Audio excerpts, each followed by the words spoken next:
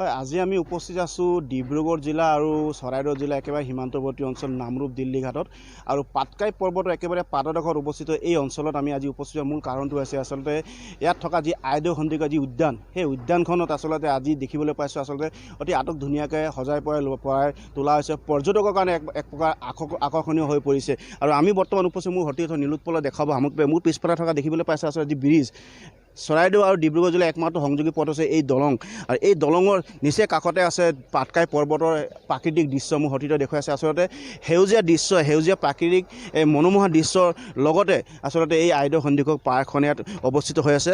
বিগত সময়ছোৱাত আচলতে এই সন্দিকৈ পাৰ্কখন আচলতে জৰাজীৰ্ণ অৱস্থাত পৰিণত হৈছিল, কিন্তু ইয়াৰে আচলতে নামৰূপৰ স্থানীয় এজন যুৱকৰ তৎপৰতাত আচলতে এই পাৰ্কখন এতিয়া এক সুন্দৰ ৰূপ পাইছে আৰু ইয়াক এক প্ৰকাৰ পৰ্যটনস্থলী হিচাপে তেওঁলোকে ৰূপ দিয়াৰ আচলতে চেষ্টা কৰিছে। মোৰ সতীৰ্থ দেখুৱাইছে আচলতে এয়া আছে আইদেউ সন্দিকৈ পাৰ্ক। এটা সময়ত মই পুনৰ কৈছোঁ, এটা সময়ত আচলতে ইয়াৰ যি জৰাজীৰ্ণ অৱস্থাত গতি কৰিছিলে তাৰ প্ৰতি লক্ষ্য ৰাখি আচলতে ইয়াক পুনৰ জীৱিত কৰাৰ ক্ষেত্ৰত এই স্থানীয় যুৱকজনে এক তৎপৰতা গ্ৰহণ কৰিছে আৰু তেওঁৰ প্ৰচেষ্টা আচলতে এই আইদেউ সন্দিকৈ পাৰ্ক এতিয়া এক সুন্দৰ পৰিৱেশত পৰিণত হৈছে। ইয়াত থকা খোৱাৰ ব্যৱস্থা কৰা হৈছে। ৰাতি আপোনালোকে আহি ইয়াত থাকিব পাৰিব, ইয়াত খোৱাৰ ব্যৱস্থা আছে। ইয়াত যি সুন্দৰ ইয়াৰ পৰিৱেশ, যি সৌন্দৰ্য পৰিৱেশ, যি প্ৰাকৃতিক পৰিৱেশ, সেই পৰিৱেশ আপোনালোকে উপভোগ কৰিবলৈ সক্ষম হ'ব। আমাৰ লগত যুৱকজন আছে, মই তেওঁলোকৰ পোনপটীয়াকৈ কথা পাতিম। আপোনাক পোনপটীয়াকৈ আমি ধন্যবাদ জনাইছোঁ, পাৰ্ক নিউজৰ পৰিয়ালক ধন্যবাদ জনাইছোঁ। আচলতে আপুনি এটা প্ৰচেষ্টা হাতত লৈছে, জৰাজীৰ্ণ হৈ যোৱা এই সন্দিকৈ পাৰ্কখন আপুনি আজি নতুন ৰূপ দিছে, জীয়াই তুলিছে। কেনেকুৱা কি পৰিৱেশত আপুনি এইটো খুলিছে আৰু কি আশা কৰিছে ইয়াৰ পৰা? মই ইয়াতেতো আশাটো বহুত আছে। প্ৰথমতে আপোনাক ধন্যবাদ জনাইছোঁ আৰু চেনেলটোকো ধন্যবাদ জনাইছোঁ যিটো কাৰণে আহিছে আপোনালোকে। প্ৰথম কথা হ'ল পাৰ্কখন একদম প্ৰথমতে 2011ত অপেনিং হৈছিলে, বহুত দিনৰ আগতে। তো এইটো বন্ধ হৈ যোৱাৰ পাছত মই চৰকাৰৰ পৰা এটা পাৰ্মিশ্যন লৈ পিনি এইটো চলাবলৈ ট্ৰাই কৰিছোঁ। লিজত লৈ চলাই আছোঁ। চৰকাৰক এটা টেক্স দি পিনি মই বছৰি টেক্স দি পিনি চলাওঁ। যেতিয়া লৈছে কি পৰ্যায়ত আছিলে এই পাৰ্কখন? এইটো মানে ক'ব নোৱাৰা এটা পৰ্যায় আছিলে, য'ত মানে জন্তু ওলাই সকলো ফালৰ পৰা একদম বস্তুটো বিশৃংখল হৈ আছিলে। বস্তুটো মই কমচে কম 1.5 মাহ দিন মানুহৰ কাম চাম লগাই মেলি হাবি কৰি মেলি এতিয়া বস্তুটো লাহেকৈ গ্ৰ' আপ হৈছে। বহুত দিন লাগিব আৰু কিছু সময় লাগিব কামটো কৰোঁতে। যথেষ্ট অৰ্থৰো প্ৰয়োজন হ'ব। হয়, যথেষ্ট অৰ্থৰো প্ৰয়োজন হ'ব বহুতখিনি। তো সেইটো কাৰণে চৰকাৰেও মোক বহুতখিনি সহায় কৰিছে, সহায় কৰিম বুলি আশা দিছে। তো সেইটো আশা লৈ পিনি মই কামখিনি কৰি আছোঁ, লাহে লাহে মই কৰি আছোঁ। ইয়াতে আপোনালোকৰ মানুহবিলাকে যাতে আহক, নামৰূপৰ এখন ঠাইত যাতে মানুহবিলাকে বাহিৰৰ পৰা আহিলে যাতে থাকিব পাৰে, থাকিব জেগা এটা পায়, এটা পৰিৱেশৰ মাজত থাকিব পাৰে, যাতে কোনো যাতে লাজ পাব নলগা নহয়। এতিয়া মই ইয়াতে নামৰূপত থাকোঁ, বাহিৰত পঢ়ি শুনি আহিছোঁ। তো তাত এতিয়া আহোঁতে ফ্ৰেণ্ডছবিলাক আহিলে মানে আমি যাতে ফুৰাবলৈ এটা জেগা পৰিৱেশ পাওঁ। ইমান ধুনীয়া জেগা এটা থাকোঁতে আমি ইউটিলাইজ কৰা নাছিলোঁ।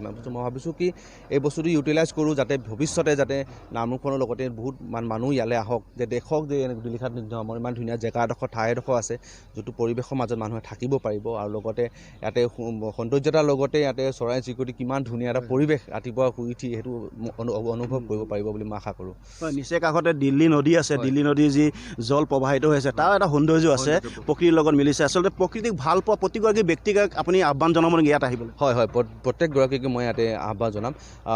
মোৰ ইয়াতে কেম্পিঙৰ ব্যৱস্থা আছে, যিটো থাকিব পাৰিব। মোৰ ইয়াতে টোটেল এতিয়া বৰ্তমান মই 14টা কেম্পিঙৰ ব্যৱস্থা কৰিছোঁ, ৰাতি থকাৰ ব্যৱস্থা কৰিছোঁ। তাৰ লগতে আপোনাৰ ইয়াতে বনফায়াৰ কৰিব, ৰাতি থাকিব পাৰিব।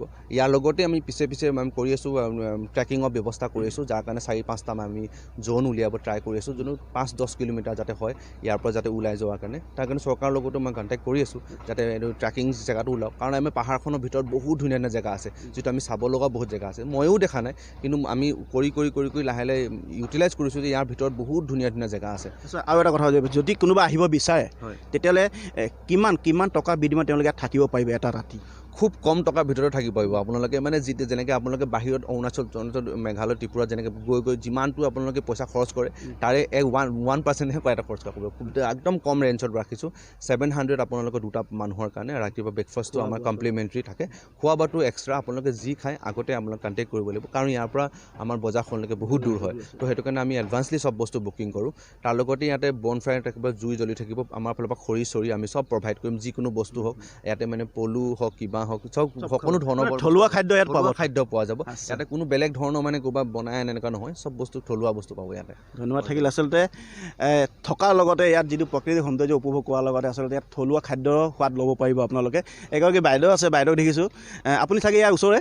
হয় মোৰ ওচৰতে ইয়াত আহি কেনেকুৱা লাগে ইয়াত আহি খুব ভাল লাগে আৰু প্ৰাগ নিউজ আপোনালোকক মানে ধন্যবাদ জনাইছোঁ এইখিনি কথা ক'বলৈ সুযোগ দিয়াৰ বাবে মানে এইটো খুব ধুনীয়া এটা জেগা যিটো মানে অভিনন্দন দাদাই খুব ধুনীয়াকৈ নিউট্ৰেলাইজ কৰিছে মানে এইটো কি হয় আগতে হাবি হৈ আছিল জংঘল হৈ আছিল গোটেইখন এতিয়া ভাল কৰিছে আৰু ভাল লাগিছে আহি মানুহবিলাক আপুনি আহি থাকে ইয়াত আহি থাকোঁ ধন্যবাদ এয়া আছোঁ বাইদেউগৰাকী আপোনাৰ ওচৰলৈ আহিছোঁ আপুনি ক'ৰ পৰা আহিছে মই নাহৰকটীয়াৰ পৰা আহিছোঁ কেনেকুৱা লাগিছে ইয়াত আহি মই শুনি আছিলোঁ যে আইদেউ সন্দিকৈ পাৰ্কখন বহুত ধুনীয়া ধুনীয়াকৈ সজাই তুলিছে হয় মই আহি আজি প্ৰকৃতিৰ যি পৰিৱেশ আছে পৰিৱেশৰ মাজত ইমান ধুনীয়াকৈ যে সজাই পৰাই তুলিছে আপোনালোকে আহক ময়ো আহিছোঁ ভাল লাগিছে ধন্যবাদ আচলতে তেওঁ ৰাইজক অনুৰোধ জনাইছে আচলতে প্ৰকৃতিক ভাল পোৱা প্ৰতিগৰাকী ব্যক্তিক আমি অনুৰোধ জনাইছোঁ আচলতে আহক চৰাইদেউ জিলা আৰু ডিব্ৰুগড় জিলাৰ সীমান্তৱৰ্তী অঞ্চল নামৰূপ দিল্লীঘাটত আহক আৰু দিল্লীঘাটত স্থিত এই আইদেউ সন্দিকৈ পাৰ্কত আহক এটি সুন্দৰ এটা মনোমোহা দৃশ্য আপোনালোকে উপভোগ কৰিব পাৰিব